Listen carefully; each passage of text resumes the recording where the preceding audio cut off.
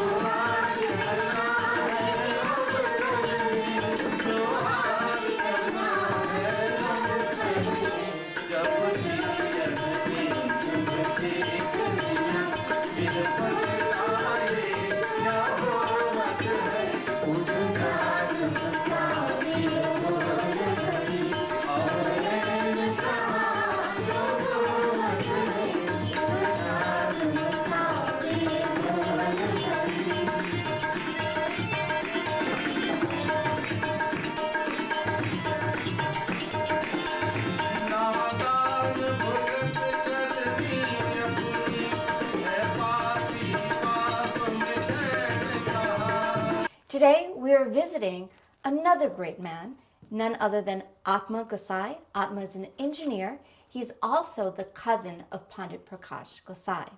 We also have his beautiful, lovely wife, Thank you, Auntie Leela Gossai. And today, the two of them will go into the insights of this great man. We're going to touch upon his childhood and what made this ordinary man into an extraordinary soul. First of all, guys, welcome to Let's Talk with Lakshmi. It is indeed an honor and a pleasure to be here in your home, Uncle Atma, to speak about your great cousin, Shri Prakash Gossai ji. And on behalf of my loving wife, Lakshmi, and my adorable daughter, Ishti, we welcome you and the crew to our home to film this session, and as well as you, my sister, Bahinji Leela. Let's talk about Prak. Okay. Well, first of all, I want to know a little bit about his childhood. You're his cousin. You guys grew up in Mahaica Creek, Guyana. Tell me, what was life growing up in the earlier days with Pandit Prakash ji? Yeah, before I get into his childhood days, I think it's important to recognize that Prakash ji came from a very, very respectable, hardworking, talented family. Yes. And what we saw eventually in Prak is a reflection of what he inherited from his parents, his grandparents, and many, many of his foreparents even before that. You know, as we know, Prak was born in a very, very talented home in Handsome Tree, Mahaica Creek on April 25th, 1953, to the proud parents of my Chacha and Chachi, Mr. Bissondial Gossai, and the late Rewti Gossai. Okay. And he grew up in a home that was very talented in many different ways. They were very musically inclined, they were hardworking, they set high standards for all All of the 8 children. all of the 8 children eventually to follow. And you know, we hear the statement that it takes a community to raise a kid or a child. And I think the community of Handsome Tree Mahaica Creek did a wonderful job in raising and nurturing and supporting Prak, who later became known as Pandit Prakash Gossai. Right. Now, Pandit Prakash's father is also a Pandit. He comes from a generation of Pandits? Not formal Pandits, but Okay. he came from a very, very honorable and respected family, very talented. Both of our grandparents migrated from India, and they passed down a lot of very good values and morals to our, you know, to the younger generation. And I would say that Prak and all of us took those lessons very seriously. Very seriously. And we inculcated them in our daily lives, both academically, spiritually, and even on a regular daily basis. Wonderful. Uncle Atma, what do you think inspired Pandit Prakashji to become a spiritual leader? I think it started many, many years ago. You know, growing up in Handsome Tree, Mahaica Creek, and when he migrated from Mahaica Creek to pursue secondary education, Prak had one very, very invaluable talent, and that was his musical voice. I think he was gifted with singing. And not only singing, later on we know that he became a philosopher that the world has known as, you know, as a great teacher. Right. I think, you know, growing up, maybe a lot of our viewers don't know this, but Prakash always wanted to become a medical doctor. Okay. He always pursued that field. At the University of Guyana, he studied medical technology. He did his Bachelor of Science in Biochemistry. And he was always treading that path. His practice at the lab in Public Hospital, Georgetown, Guyana, he was always emulating that path to become a doctor. And I think when he migrated to the United States, where he had all the opportunities to continue that dream and to pursue his goals, he came to a junction in his life that I think was very critical. He had to make a very important decision whether he wanted to pursue that or to pursue some other calling. Now, Auntie Leela, maybe you can touch upon why he didn't pursue the medical studies once you guys migrated here to New York. But you know, Lakshmi, very interestingly, I've got to share a little bit of tidbits because throughout the years, I took great pleasure in sitting at the feet of his mom, his dad, his puas, and his chachis to learn about him. And those early childhood years were really very formative. Like I was told things like when he was born, he created quite a stir in the village of Mahaica Creek because he had this really red hair. And so he was given the nickname of Frenchman because he stood out. He was a little different. He was fair-skinned, red hair. Exactly. Okay. So from the very beginning, right, Atma? That's true. From the very beginning, he actually got people's attention. And then another speculation was that, his fingers were unusually long and shapely. And the older, his chachas and then the pupas and so on, they used to say, maybe he will become a great surgeon.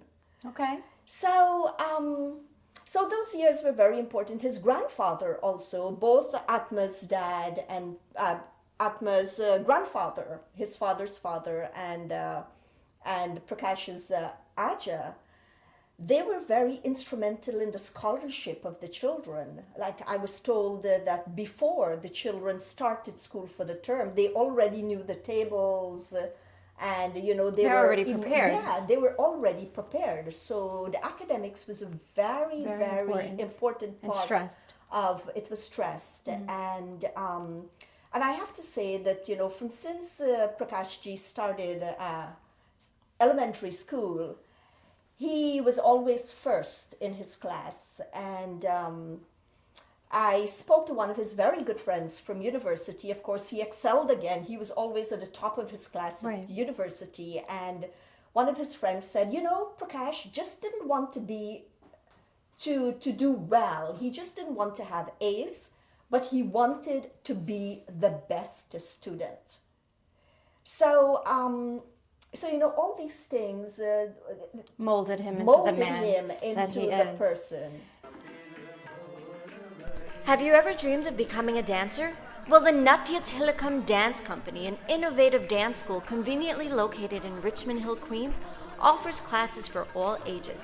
Please contact Priya or Dana if you have an interest in Bharatanatyam, Kathak, Kuchipudi, Bollywood film, or folk. Priya and Dana can be reached at 917-621-5351. For Shri Prakash Gossai's CDs, DVDs, and books at affordable prices, visit Arjun Popo Music Center, the sole authorized distributor, conveniently located 117-13 Liberty Avenue in Richmond Hill, Queens. Call Popo at 718-848-3973. Now, Uncle Atma, being that Pandit Prakashji was number one, like Auntie Leela said, number one in all of his classes, how did the family feel about this? Were his parents very proud? Absolutely. His parents were extraordinarily proud of him. We were all proud of him. As a matter of fact, when we attended University of Guyana together between 1975 and 1980, we graduated in 1980 that year, with Prak graduating the top of his class. Mm-hmm. He was the best graduating student in the Faculty of Natural Sciences. I was the best graduating student in my department, and my brother in Canada, Rewti, was the best graduating student in his department. So a family of all scholars. So the family, you could imagine the ecstasy and the joy and the pride that the family had at that point. They were really, really happy to see their children excel. And knowing where we came from this tiny little village that was unknown at that time, I think it was a real accomplishment for all of us. And later on, we would all go and branch out and do different things in life. But the roots where he came from, where I came from, where so many people came from, I think that's something to be said. And I have to say this to my viewers. Prak met a lot of people along his life. A lot of relationships were established. Mm-hmm. But I think deep down in my mind that some of the most loving and nurturing and caring people were those that supported him when he was a child growing up in Handsome Tree, Mahaica Creek. Like I said before, it takes a community to raise a child, and they did a wonderful job in raising Prak. He was truly a pride to us, our family. To everyone. He was like a guiding light to us, a hero, someone we always looked up to. For example, when he started Cummins Latch Government Secondary School back in the 60s, he would return to Mahaica Creek ever so often during spring breaks or summer vacation. And we would love to be with him, to chat with him about life away from Mahaica Creek. And he would tell us things that he was experiencing in Georgetown, going to school, going to the movies. So he inspired you guys to want to step out of Mahaica. Absolutely. He brought all this information and knowledge to us. And when I was about to start university education, and with my brothers, I was shy and I was wondering whether I should do this. And Prak told me, without a shadow of a doubt, you should do this. So we really looked up to him. He truly recognized the importance of academic education. And later on in life, we know that what he did and what he excelled at was a combination of the skills he had as a teacher, as a good student, and as a good listener. He really listened to people and he understood what they wanted. And coming back to your earlier question, what may have inspired him? I think Prak saw a real void in the way Hindus in Guyana and the Caribbean approach their culture and practice our traditions. Okay. Not being first-hand Indian citizens with knowledge of Hindi, we did not speak Hindi in Guyana. Hindi was not even taught in the schools in Guyana. As a matter of fact, Christianity was the major language then, taught in school. And I think Pratt grew up with this. And especially when he came over here to the United States, he saw this yearning in the Indian community from the West Indies that he wanted to help. And I think that really inspired him to walk away, so to speak, from his medical dream and pursue this dream, where I think he did a magnificent job. And I would even venture to say this, that had Pratt become a doctor or a surgeon, as you said, his long fingers really were surgically inclined, I would have to say that had he become a doctor or a surgeon, no wonder he would have been an excellent doctor. He would have saved so many lives, and he would have done such a good job to restore health to everyone. But I think the millions of lives he's touched by becoming a Hindu philosopher, by reaching out to them, by listening to them and helping them.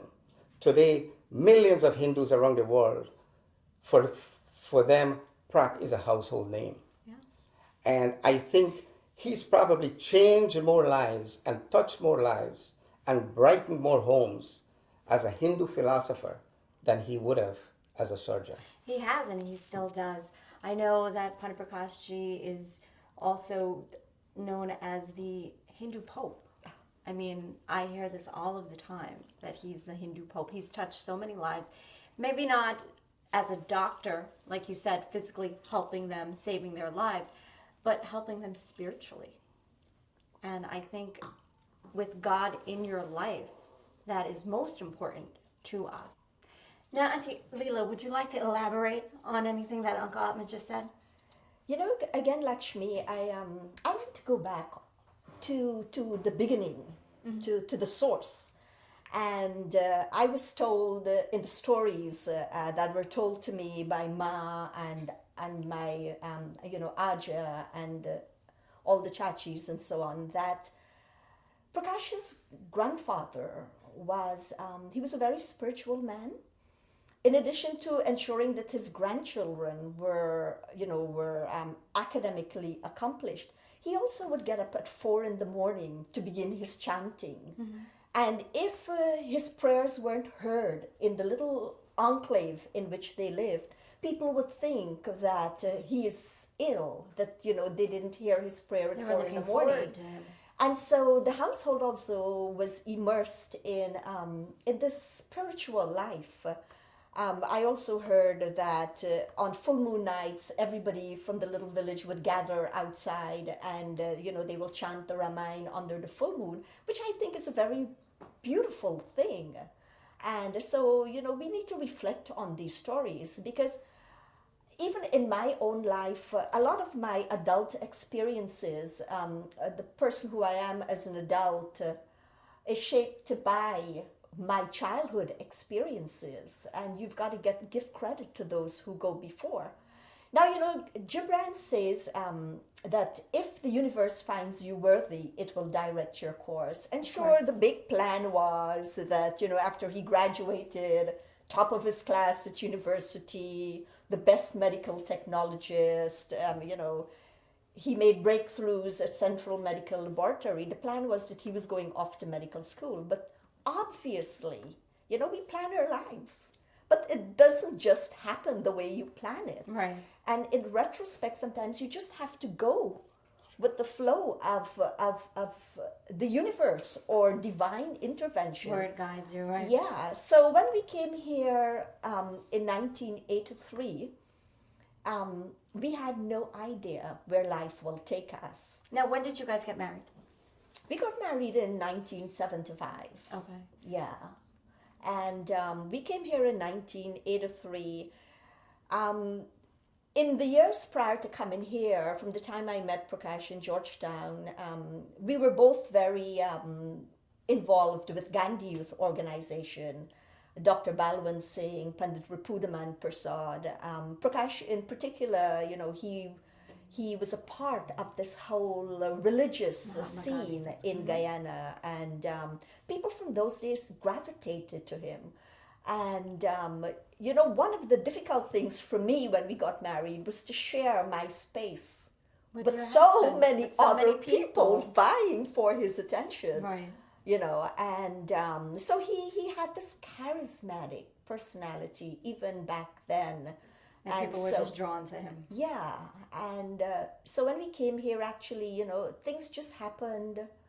He was asked to take a Sunday morning service, and I think everybody who attended that service, in the absence of the presiding priest of the temple, they all left him, and so he was asked to come back. To come back again. And then maybe something was triggered, and one Sunday led to the other Sunday, led to the other Sunday. He realized this was his calling. Yeah.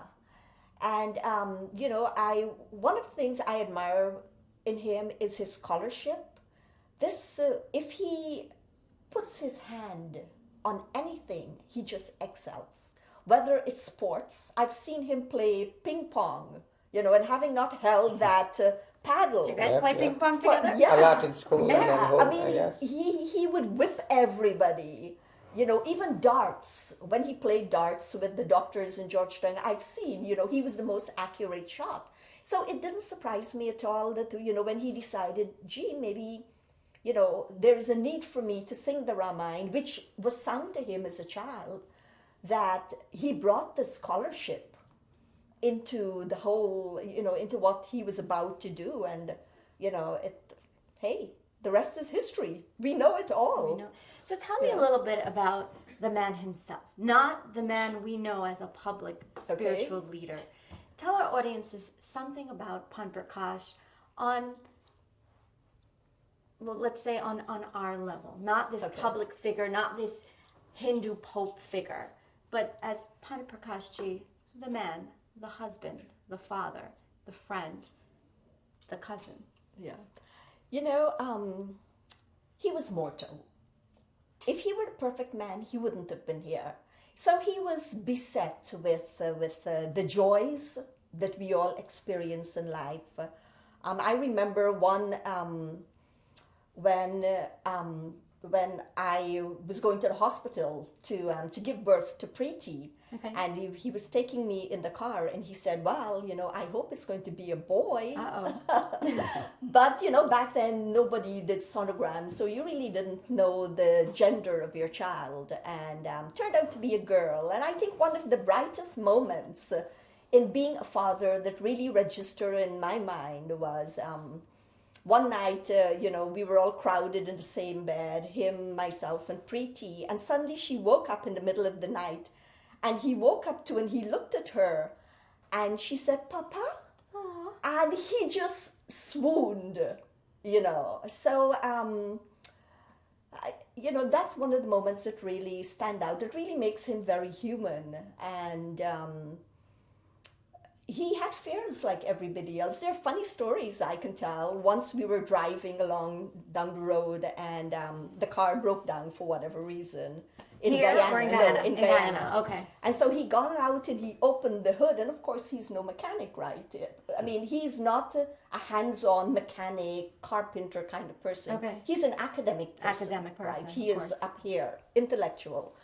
And he opened the hood of the car, and then there was this whistling sound that came out of the car as if something would blow up. And he left me standing there, and he took off down the road running, right? So he had his fears as well, because he was afraid the car would blow up. And then when he left you? He left me standing there. And of course, when he came back, he said, no, I didn't. I was going to look for a mechanic. But of course, I knew better than that. He was very fun-loving. He made everybody feel very special, whether it's in the spiritual world, whether it's in the more mundane world. If he meets you, he will make you feel as if you are the center of his world. If you make him a cup of tea, and even if it doesn't taste good, I know the one thing, he likes his tea just the right temperature, not too hot, not too cold. And I've got to say, Preeti is the same way. It drives me crazy, but hey, you got to live with these things. And if you give him a cup of tea, even if it doesn't taste, as to his taste, Likings. Mhm. to his liking, he will say it's the best cup of tea I've ever had. Aw. And in retrospect, I don't think he really attached too much importance on material things. Having a fancy house or a fancy pair of shoes. He dressed content. very simply. I think, if he wore something, it's, somebody dressed him. And not that he would go out and so, but you find it with the great philosophers in the past, like maybe Socrates, Nietzsche, even Mahatma Gandhi, that Einstein, these guys who were so brilliant that the focus was not on themselves. And the focus was on what's going on their goal, around on their them. message. And that could easily be misinterpreted as, oh, you don't care, or you're not giving me any attention. It could be misinterpreted.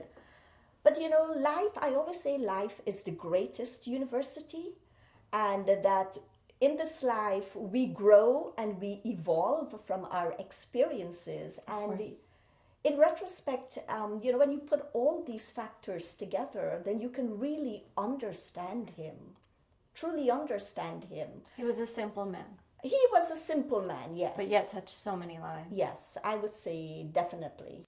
The Indo-Caribbean Federation proudly presents, in commemoration of the 173rd year of East Indian arrival in the Caribbean and the Americas, the biggest talent competition ever, on Sunday, May 22nd, 2011, at 1 o'clock p.m. at Smoky Park. Free admission. Please call Ralph, 516-852-1459. The Guyana Cultural Association of New York, Inc., celebrating Guyanese women of courage and vision, their work, energy, and spirit, on Sunday, May 8th, 2011, at 5 p.m. at the St. Stephen's Church Auditorium, 2806 Newkirk Avenue, Brooklyn, New York. The Guyana Day Committee presents Guyana Day 2011 in observance of Guyana's 45th independence anniversary on Sunday, May 15, 2011 at York College. Free admission from 3:30 p.m. to 7 p.m. Please come out and celebrate Guyana's Independence Day with special guest performances by Ken Corsby, Romani Kalicharan, Avirod Sharma, and many more. Special guest appearance by yours truly, Lakshmee Singh.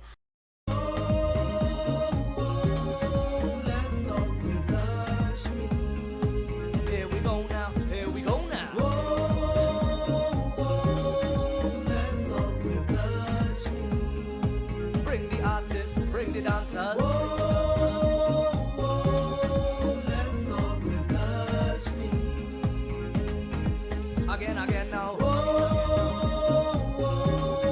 Let's talk with Lakshmee. Bring the topics, let we chat.